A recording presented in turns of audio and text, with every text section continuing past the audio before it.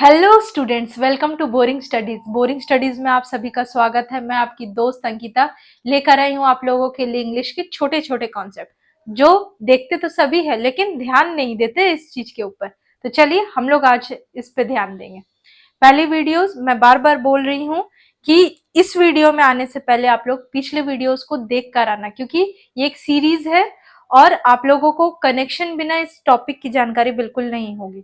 तो इसमें आने से पहले एक बार पुरानी वीडियोस को देख लेना और फिर यहाँ पर आना। मैं यहीं रहूंगी, ठीक है। तो आज का टॉपिक है हमारा डायग्राफ, ठीक है।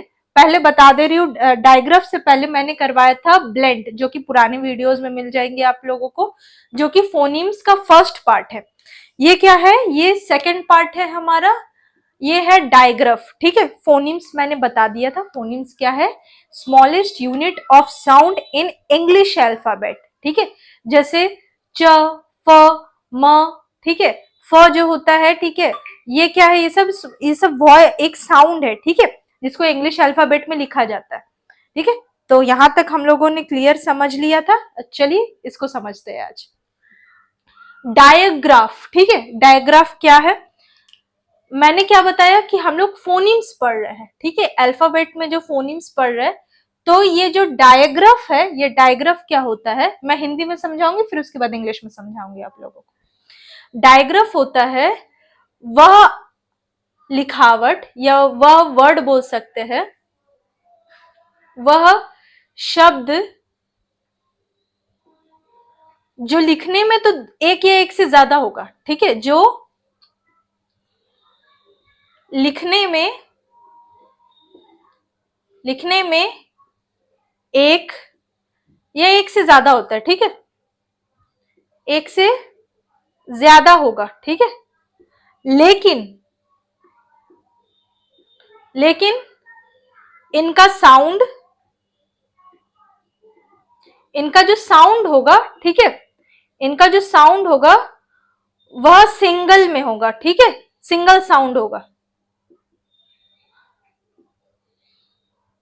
कुछ समझ में आ रहा है यहाँ पे क्या लिखा है?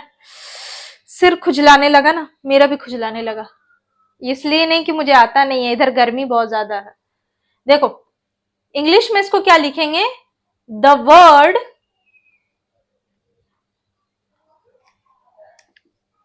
That creates a single sound, क्या है? The create that single sound called digraph, ठीक है।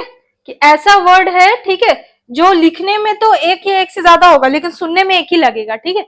तो सोचो क्या होना चाहिए एक बार एग्जाम्पल में। देखो एग्जाम्पल में लिखूंगी यहाँ पे।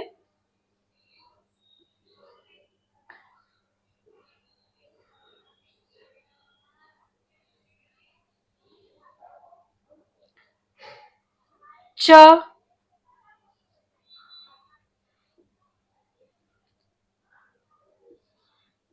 फ,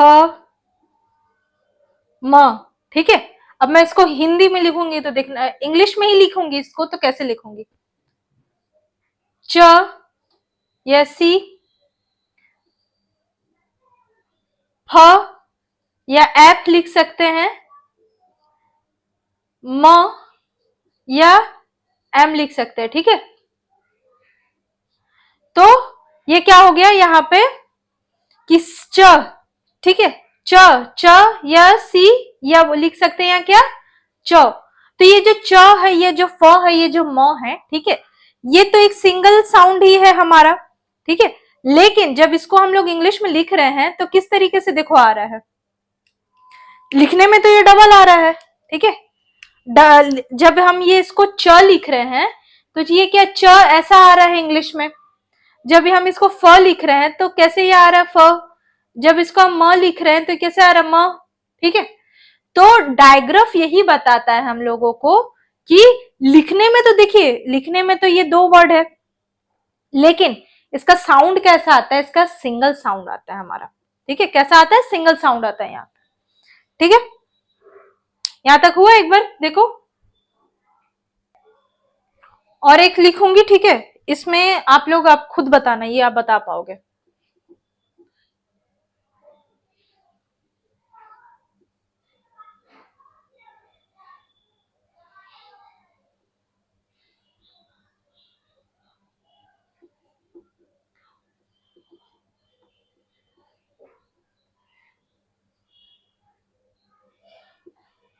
तो ये जो मैंने लिखा है अभी, दिख रहे हो यहाँ पे मैंने क्या समझाया अभी, कि ये देखो लिखा हुआ यहाँ पे क्या है कि बी, ठीक है, बी में मात्रा है, लेकिन ये जब इंग्लिश में आएगा तो ये सिंगल हो जाएगा एक अल्फाबेट।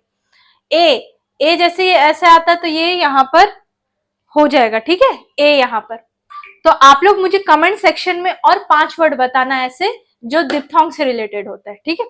वीडियो पसंद आई हो तो लाइक शेयर कमेंट जरूर कीजिएगा, और कुछ सुधार हो तो जरूर कमेंट बॉक्स में आके बताइएगा। चलिए, आपकी दोस्त चलती है, बाय बाय।